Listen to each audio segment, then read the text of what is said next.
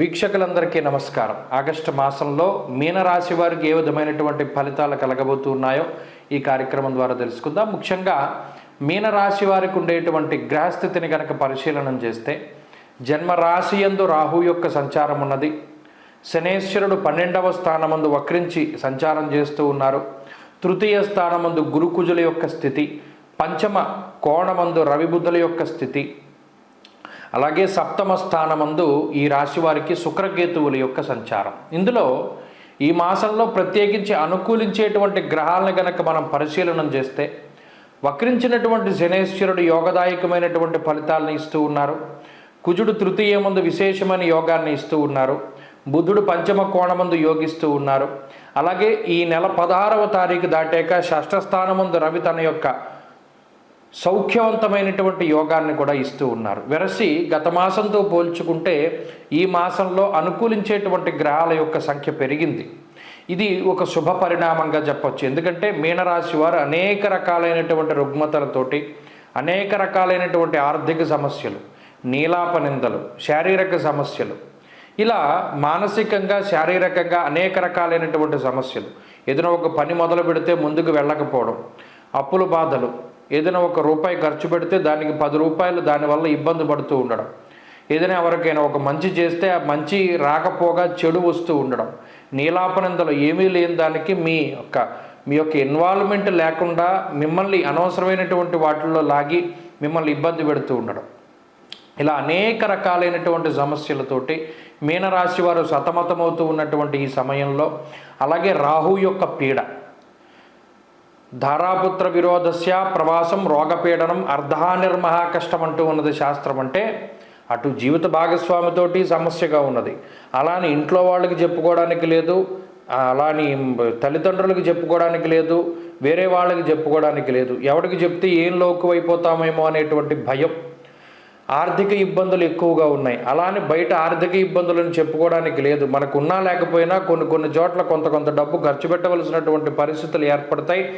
వాటి పరంగా కొంత అప్పు చేసైనా సరే డబ్బును ఖర్చు పెట్టవలసినటువంటి పరిస్థితి. ఒక ఫంక్షన్ చేయాల్సి వచ్చినప్పుడు ఆ స్తోమతకి తగ్గట్టు ఫంక్షన్ చేయాల్సి వచ్చినప్పుడు డబ్బు లేకపోయినా దాన్ని కష్టపడైనా సరే దాన్ని కంప్లీట్ చేయవలసి రావడం, ఆకస్మికమైనటువంటి ధనం యొక్క ఖర్చు అనేటువంటిది మీనరాశి వారిలో ప్రధానంగా కనబడుతూ ఉన్నది. ప్రణాళికాబద్ధమైనటువంటి జీవనం లేదు.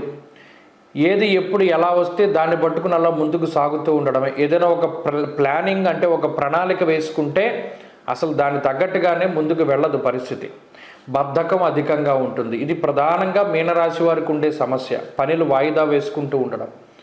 సరే, ఈ మాసంలో ఉండేటువంటి స్థితిగతుల వల్ల అటు తృతీయమందు కుజుడు శనేశ్వరుడు యోగించడం, అలాగే 16వ తారీఖు తర్వాత రవి యోగించడం వల్ల ఈ మాసంలో కొన్ని ముఖ్యమైనటువంటి పనులు అవుతాయి.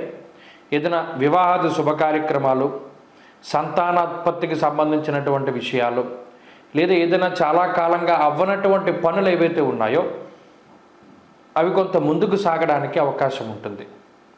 దీనివల్ల మానసిక ప్రశాంతత, కొన్ని పనుల్లో కదలిక అనేటువంటిది మీనరాశి వారు చూస్తారు.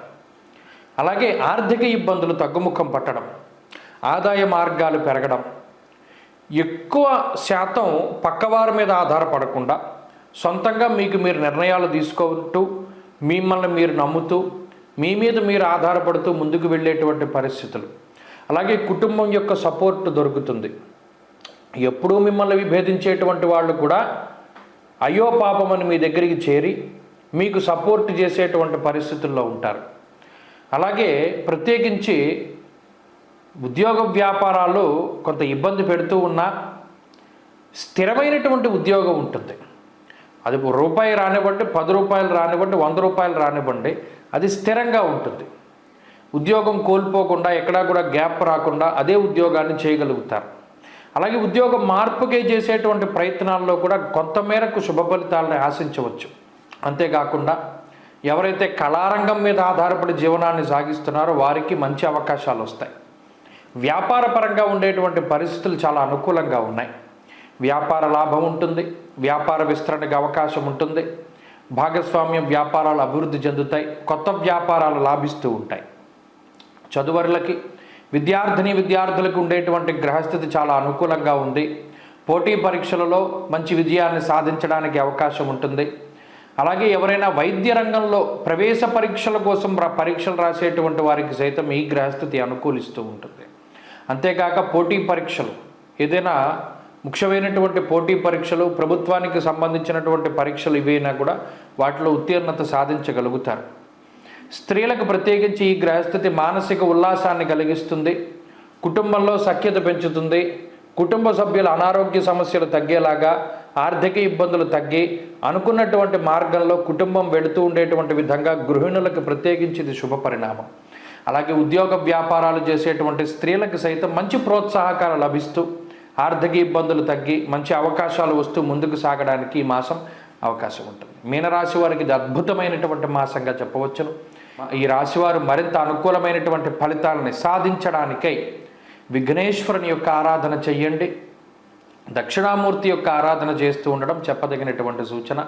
ప్రత్యేకించి గురువారం నాడు శివాలయానికి వెళ్ళి దక్షిణామూర్తి యొక్క చిత్రపటానికి కానీ విగ్రహం ముందు కానీ చక్కగా కూర్చుని మౌనంగా ఆయన స్తోత్రాన్ని పారాయణం చేస్తూ దీపారాధన చేయడం అనేటువంటిది చెప్పదగినటువంటి సూచన.